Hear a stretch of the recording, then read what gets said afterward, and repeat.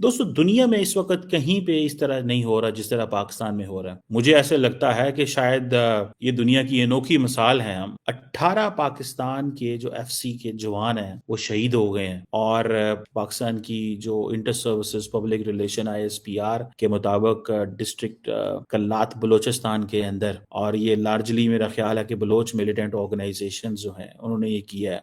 या इसमें TTP involve हो सकती है, या इसमें बाकी लोग इन्वॉल्व हो सकते। अब क्वेश्चन ये पैदा होता है किसको रिस्पॉन्सिबल ठहराएं। ये जो दहशतगर्दी का वाकया है, सारी दुनिया जो है वो अपने कामों में लगी हुई है, और पाकिस्तान आज भी दहशतगर्दों से लड़, ये है चीज। बस सिर्फ आज भी हम दहशतगर्दों से लड़ रहे हैं। दुनिया अपने कारोबार कर रही है, दुनिया अपने बिजनेस कर रही है, दुनिया को इस चीज से कोई फिक्र नहीं है कि इस खित्ते में क्या हो रहा है। बोया पेड़ बबूल का, आम कहाँ से होए। नमस्कार, स्वागत है आप सभी का हमारे चैनल पर। मेरा नाम आलोक है और कमर चिमा जैसे बोल रहे हैं। पाकिस्तान में ये क्या हो रहा है?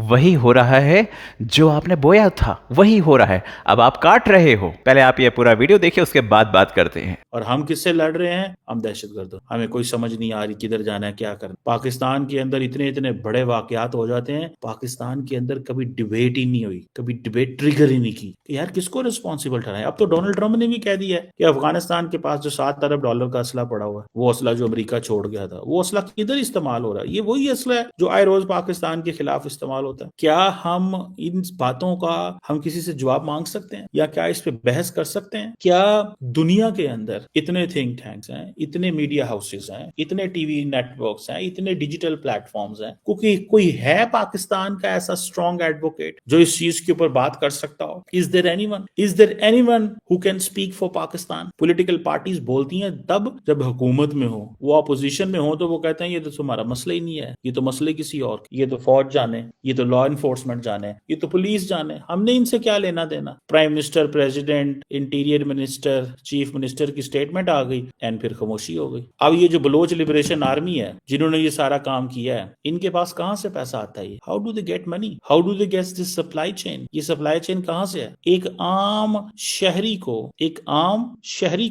या एक फौजी को कौन मार सकता है? भारत के अंदर जो रेड कॉरिडोर है, जब वहां पे ये सब कुछ हुआ तो इंडिया ने कोई माफी नहीं दी, इंडिया ने कोई माफी नहीं दी। फिर आप ये देखें, एक तो ये चीज, दूसरी चीज इसमें देखें, आप कश्मीर में देखें या बाकी जगह देखें, इंडिया ने इंतहाई टफ लाइन ली है, इंतहाई टफ लाइन ली है। और हम ढूंढ रहे हैं क्या करें और क्या ना। हमें समझ ही नहीं आ रही, हमें अभी तक नेटवर्क का ही नहीं पता चल रहा। भाई जाएं दुनिया को बताएं कि ये पाकिस्तान इंतहाई पुरअमन था, ये पाकिस्तान इंतहाई पुरअमन था। जाएं दुनिया को बताएं। आप क्यों नहीं बताते? दुनिया को बताएं कि इस पाकिस्तान के अंदर तो ऐसा नहीं होता था। ये कौन है जो करता है? ये कौन है जो करता है? कोई है जो करता है ना, कोई है जो इनको पैसे देता है, कोई है जो इनको बंदूक देता है, कोई है जो इनको बंदूक देता है, असला देता है, गोली देता है। कोई है तो सही है ना, कि नहीं है? बिल्कुल है। मुझे ऐसे लगता है कि ये एक, आप समझ लें कि ये एक डिफरेंट चीज है। ठीक है जी, ये एक डिफरेंट चीज है, इसको समझना पड़ेगा। अगर पाकिस्तान ने अपने ये इन लोगों को ना ढूंढा और अफगानिस्तान को रिस्पॉन्सिबल ना ठहराया, अफगानिस्तान ही वो अमाजगाह है, अफगानिस्तान ही वो अमाजगाह है जिस अमाजगाह को इस्तेमाल कर रहा है TTP, Al Qaeda, Baloch Liberation Army, सब उन्हीं को इस्तेमाल कर रहे हैं। बीएलए को कौन फंडिंग करवा रहा है? बीएलए किसको पैसा देगी? कहां से पैसा लेगी बीएलए? किसको पैसा देगी? सवाल है कि नहीं, किसको पैसा देगी बीएलए? दुख मुझे ये होता है, जो मैं समझा हूं या जो मेरी एक ऑब्जर्वेशन है, दुख मुझे ये होता है कि हम एक एज ए रियासत एज ए मुआशरा पाकिस्तानी जो है, एज ए पॉलिटिकल पार्टीज, ये जो ग्रुप्स हैं, हम लोग यार फैसला भी नहीं कर सकते कि ये हमारे साथ किसने किया। हम पाकिस्तान की पार्लियामेंट में बहस नहीं करा सकते। एक सवाल है ना, क्या हम पाकिस्तान की पार्लियामेंट में बहस नहीं करवा सकते? कि करवा सकते हैं, बिल्कुल करवा सकते।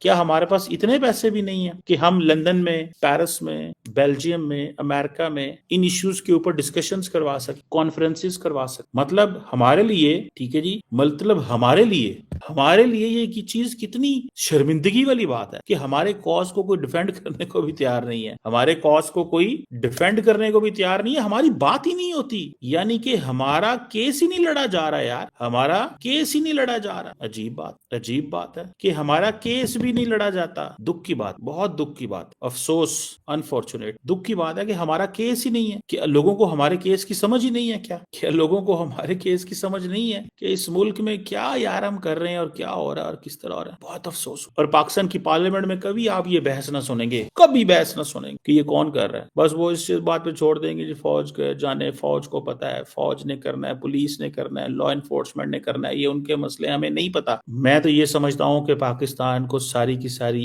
ये जो दहशतगर्दी की तंजीमें हैं और ये सारा कुछ जो है, पाकिस्तान को तो रुख मोड़ देना चाहिए, पाकिस्तान को बहस का रुख मोड़ देना चाहिए। और वो रुख तभी मुड़ेगा जब आप चीजें पाकिस्तान से निकालेंगे। हम तो इंटरनली लड़ रहे हैं, झगड़ रहे हैं, एक दूसरे से मरा रहे हैं, लेकिन एक दूसरे से मराने से कुछ नहीं होगा भैया, कुछ नहीं होगा। अफगान तालिबान जो हैं वो बैठे हुए हैं, वो टीटीपी को भी पनाह देते हैं, वो अलकायदा को भी पनाह देते हैं, वो बलोचों को भी पनाह देते हैं, मिलिटेंट्स को भी पनाह देते हैं, और हम हाथ पे हाथ धरे बैठे रहेंगे, इंतजार करेंगे क्या होगा क्या होगा। जब उनका दिल करेगा वो दहशतगर्दी बंद कर देंगे, जब उनका दिल करेगा हमारे जवानों को शहीद करना बंद कर देंगे। कौन सा बलोचिस्तान में अंदर इतनी पॉलिटिकल पार्टीज हैं, कभी किसी को ख्याल आया कि let's speak for all these martyrs? Khyber Pakhtunkhwa में पॉलिटिकल पार्टीज को कभी ख्याल आया कि let's speak for these martyrs? In martyrs के लिए कोई जब तक स्टेट ना बुलाए।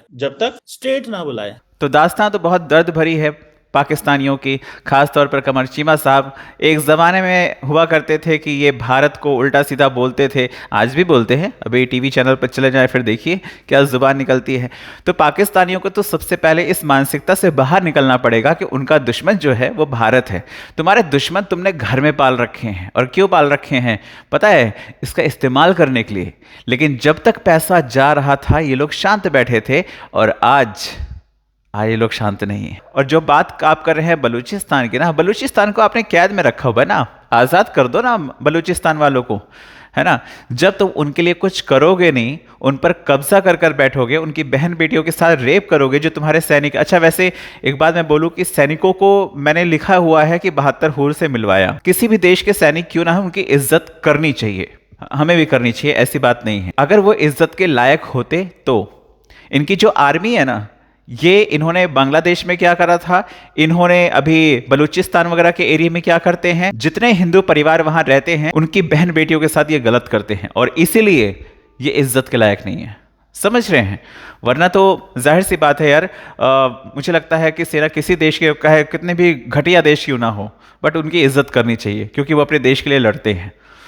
लेकिन उन सैनिकों के लिए नहीं हमदर्दी होनी चाहिए जो इस तरह की हरकत करते हैं। आपका क्या कहना है कमेंट करके बताएं। चैनल पर अगर नए हैं तो चैनल को सब्सक्राइब करें, इस वीडियो को लाइक करें और शेयर करें। जय हिंद।